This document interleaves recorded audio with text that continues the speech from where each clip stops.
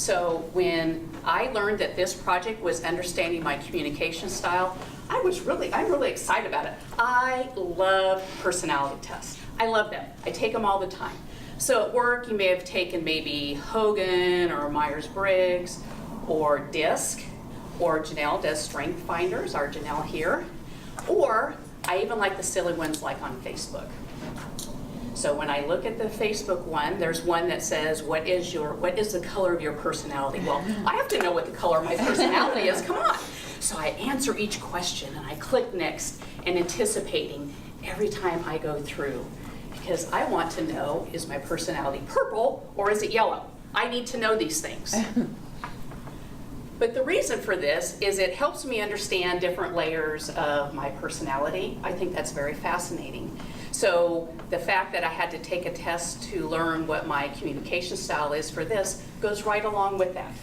So we get to learn a little bit about, I get to learn about who I am as a communicator, but I also get to learn how you guys perceive me and get to know all that is Maureen, right? So we're going to briefly go through the 4 categories that there are. We're going to spend the majority of our time talking about communication and my communication style. There are 4 communication styles. There's direct, initiating, supportive, and analytical. I am in the initiating category. So those of us who are initiating communicators have a lot of energy, we're engaging, fun-loving.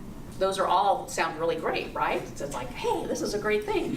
The downside of that is that I personally tend to maybe talk over people when I'm talking to them because I'm really excited about sharing what I want to share, and that people may not feel like that they can really share what they want to share. So that's the downside of my personality, but the upside, I'm fun-loving and spontaneous, right? But when I think about this, I think automatically verbal communication. We're in Toastmasters. I took a Toastmasters quiz, but if you think about it, how many ways do we communicate during the day? So take just a second and think about how many forms of communication did you do yesterday?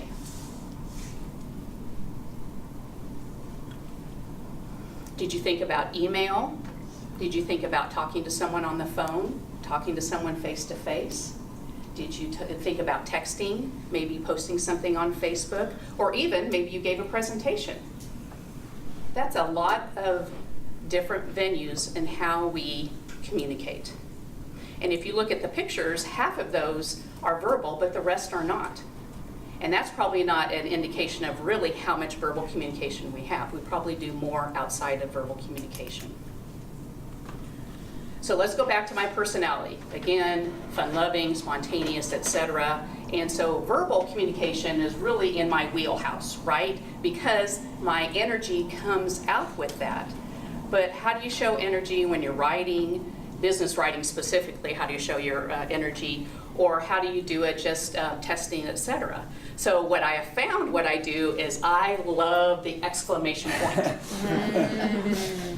And I didn't realize, honestly, until this test, because I learned something about myself, was how I'm showing my energy, right? So in business writing, you can't have exclamation points all over the place. So I literally have to edit what I do. I do this.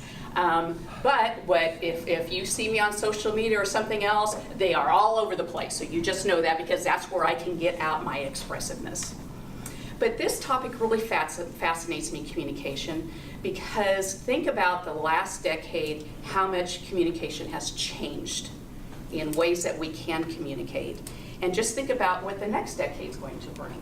It's going to be just completely different. So I'm going to give you an example. I have 2 teenagers at home, and they do not email, they don't text, only my husband and I, and so they communicate through Snapchat, through FaceTime, Instagram, social media platforms like that. And then I started thinking about how my communication style has changed over the last 10 years, and I don't use voicemail. It just dawned on me, I don't use voicemail. So if I call someone, then if I can't catch them live, I send them an email or I text them. I don't leave a voicemail. And on the opposite side of that, if someone leaves me a voicemail, I won't notice for days, honestly, because it's just not in my realm anymore, right? Where 10 years ago would have been a big part of what I do. So this is how communication is changing. And yes, they're teenagers, but they're going to be in the work world very soon. So that is going to become a new norm. And how do we adjust our communication style according to that? So here are all the things here's some examples, again, some more examples of how we communicate. We at Toastmasters concentrate on verbal communication. But I'm here to tell you it goes beyond that. So we have 3 layers of communication. We have the formal speech. So you come up with an idea, you formulate your thought, and then you present it. We have evaluations. So that is determining your idea and formulate it in 20 to 30 minutes and present it that way. And then we have Toastmaster tips, which is extemporaneous speaking. So we get all kinds of layers of how do we communicate with the world. So all that leads us into formulating our thoughts. So it doesn't matter what type of communication you have different ways to formulate your thoughts. Even if it's a 140-character tweet, right? You still have a thought, you still need to articulate it, and you still need to present it. So we here are training ourselves to become excellent and impressive communicators. Impressive. I don't have a checklist for you. I'm sorry. I wish I could just say check, check, check, and we're all impressive. But that's not the way it works. But we are here to challenge ourselves. We are here to think about ways to constantly work on our craft and maybe to push each other to go outside of our comfort zone. That's why we are here.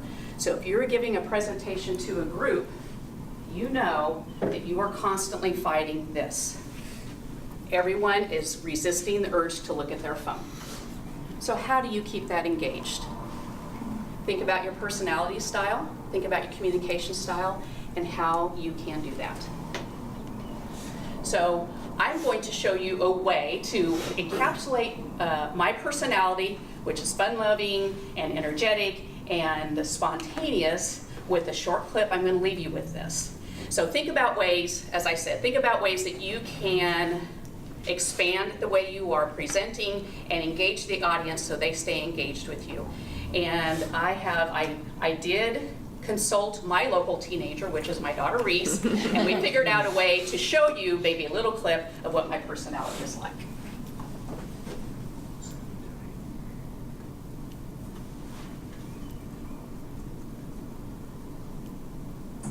I like big and lie. Other brothers can't deny. You respect her, okay? You respect that woman. Thank you.